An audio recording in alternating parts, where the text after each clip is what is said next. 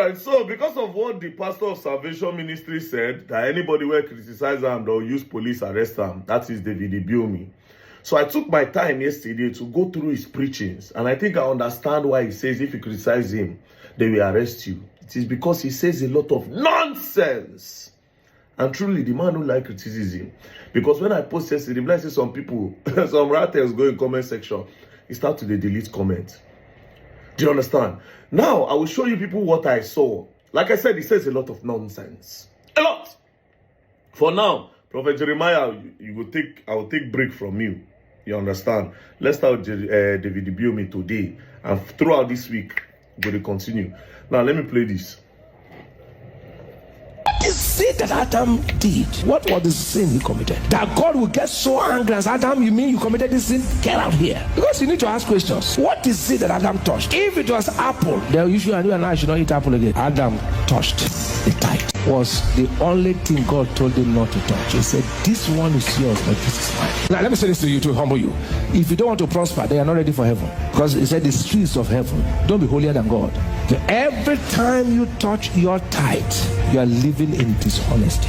You are tampering with that which God has told you not to. The sin that Adam did, what was the sin he committed? That God will get so angry as Adam, you mean you committed this sin? Get out here. Because you need to ask questions. What is it that Adam touched? If it was apple, then you and I should not eat apple again. Adam touched the tithe. Was now just imagine this preaching.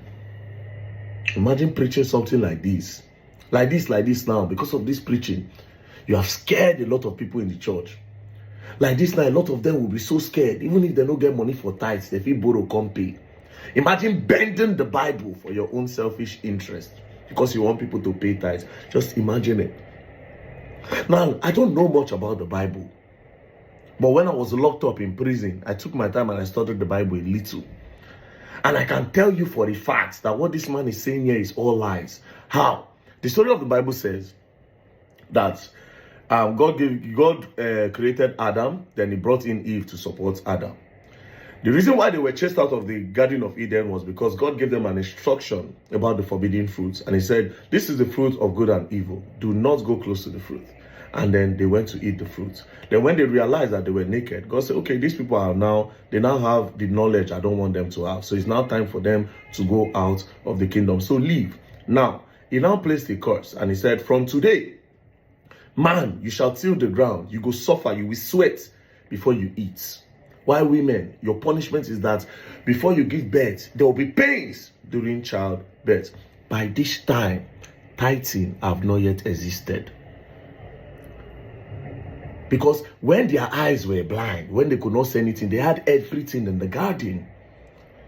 You want yam, you want tomato, you want bole, anything you want is in the garden. God gave them in abundance. Eat anything you like. Just don't eat this one. There was no tithing. They could eat anything. Now, when this curse happened, they left the Garden of Eden. Then they gave birth to Cain and Abel. I want to believe, based on what I read in the Bible, that the first tithing came from Cain and Abel.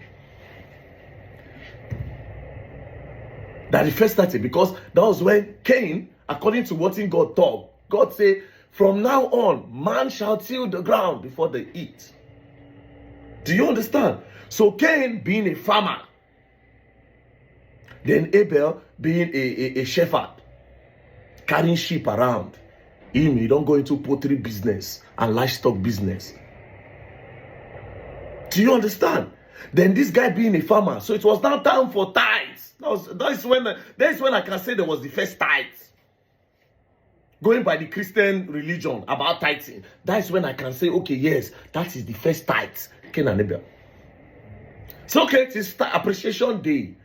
Let's go and give God something, which they have now turned to 10% according to the religion now. Pastors of nowadays. Okay, let's give God something. What will I give God that will make God smile? Then Abel said, you know what? Let me give you my finest sheep. The one where no get spots. Then he carried it. And he sacrificed. According to the story, then God smiled and said, very dark man Abel, you are my son. Take. Now Cain, taking his own tithes to God, He go find one fruit where don't spoil because he won't make money. He said, this is the one that we give God. Then he took it to go and give it to God. But God didn't accept it. God said, no. What you cannot eat, you want to give it to me to eat. Is that what you are doing? Me that gave you life? Are you paying for your breath? You're not paying for your breath too. I gave you eyes to see. I gave you hands to work. I gave you bola to knack. Knacking is one of the sweetest things on earth. I gave you bola to knack. And by that time, I see that bola is big. Pass our own now. Give you strong long bola. So you give me what you will not eat. And God said, no, I won't take it. And back then, if you know when God diverse, God they communicate with the people directly. You see the magic now, you will see signs and wonders. Then Cain now got angry. That why this Abel, this very dark man, so then boom, pa. Now that's when I can say the first tithe in the Bible happened. So imagine David Ibiyeomie now twisting everything upside down to say the reason why the reason why Adam was sent out of the Garden of Eden is because he did not pay tithe. Therefore, saying that if you don't pay tithe, God will not want to associate with you. God will not smile on you. God will chase you out. So you will come make a lot of your members now. They will fear. They will be so scared to bring the tithes to you. You see the kind of manipulation where they get down. No wonder you said anybody when criticize you, they go lock them up. I'll be waiting for me to be locked up. I'll be coming to Nigeria very soon. I won't see who won't lock me up. Say I talk about David Ibiyeomie. I want to know if we don't have law again. If our police are people that they are paying to go and work. If that's how they work, let's also pay money. We go contribute money for them to pick David Ibiyeomie up. Since that's what our police have done to, because indirectly that's what David Ibiyeomie is saying. If you criticize me, they will lock you up. It's not that he said, I will make sure I sue you. I don't care whatever the person say. Even if the person like me spoil your name, go for a civil case. But saying they will lock the person more is some form of craziness. Power don't reach you here. Power don't choke you. Oppression don't choke you. And that's why I always say, I talk I say a lot of these pastors now the problem we'll get for that country. They brainwash the youth not to move. They manipulate the youth not to move and wait that, oh yes, one miracle is coming somewhere. Just keep praying and paying your tithe. It's a problem. It's a very big problem.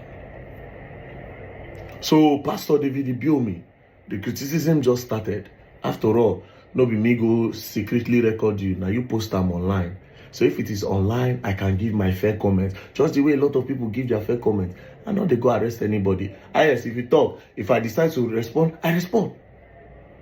Then people who know me go say, okay, yes, this one very dark man talk here. Okay, this one very dark man talk here. We know like him. Very dark man is being manipulated. Very dark man is this. Very dark man. No problem. But will I arrest somebody?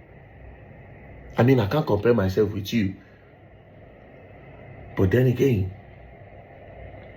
you are mortal. You are a human being like me. Be careful, Papa. But this period, you're going to learn and you will learn the hard way. Now, me and you get internet this period.